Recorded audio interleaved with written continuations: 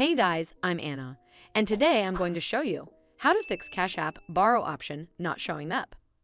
So first of all, you need to open up Cash App on your device, and then tap on this profile icon in the top right corner. From here, you need to scroll down and tap on Support. Over here, you need to tap on something else. Once you're on this screen, scroll down and tap on Cash Card. Again, scroll down to the bottom and tap on Contact Support. And then click on Not About a Transaction. From here, tap on Chat to contact customer support. Now briefly explain the issue to the Cash App representative, and hopefully this will fix the issue.